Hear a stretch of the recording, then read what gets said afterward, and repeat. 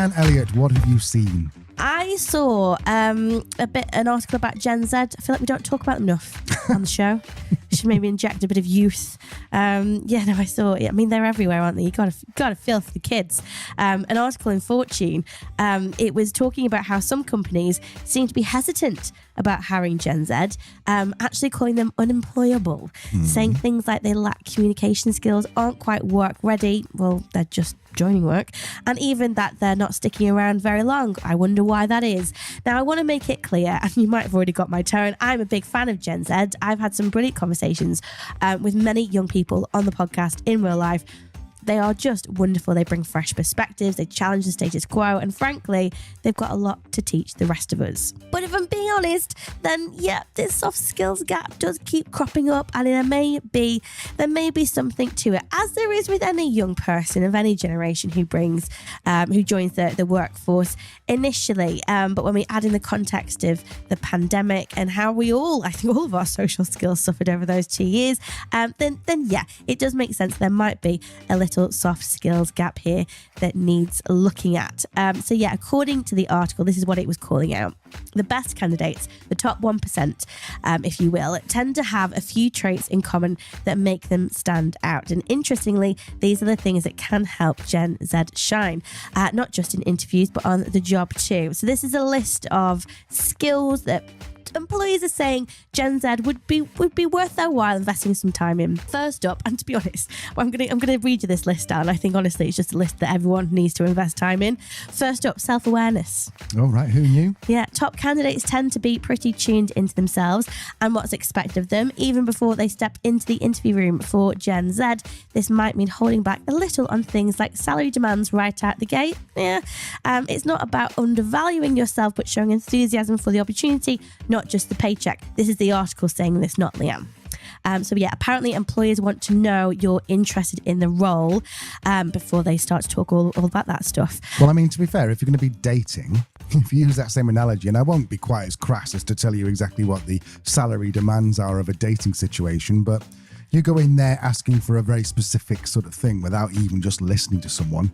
Okay, I can see that. Sorry, what was your second one? Yeah. I mean, I think there's a flip side, but yeah. And the second one, communication, is rooted in curiosity. So apparently the best candidates aren't just talking, they're genuinely interested in others. They ask questions, they engage, and they show they're open to learning.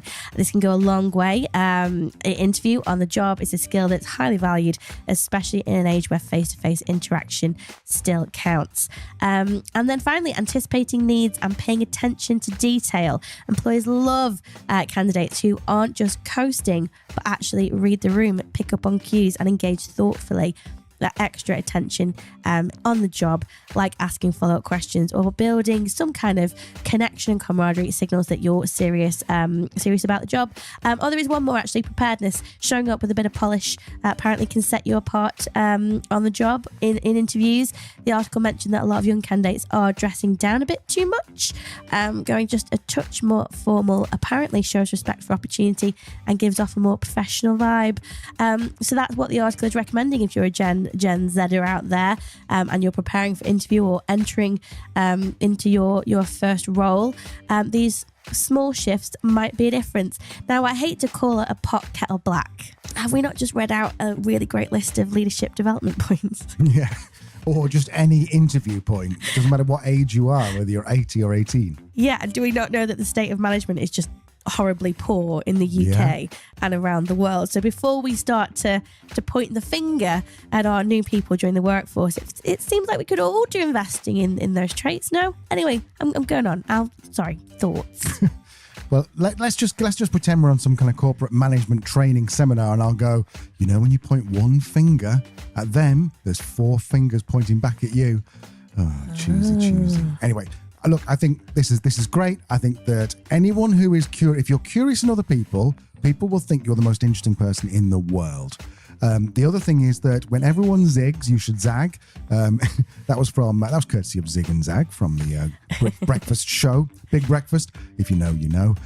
But I think that if you think about the majority of people are used to communicating online, and so younger people are used to communicating online, and some of them will take those communication skills and use them in real life. If you can be really hecking good at communicating, face to face, if you can genuinely be curious and interested in what other people are saying, doesn't matter if you're Gen Z, doesn't matter whether you're Boomer, people are going to love you. This is the key. If you want to find friends and have influence, what's the book called? Influence people. How to make friends and influence people. I knew it was a better title I'm like come up with. Then all you need to do is be interested in people. Listen to them and be interested. Yeah, and I think also we need to bear in mind what it is we're recruiting people for. If we're not recruiting people for a role that needs this type of self-awareness, communication skills, curiosity, etc., then why are we looking for an interview?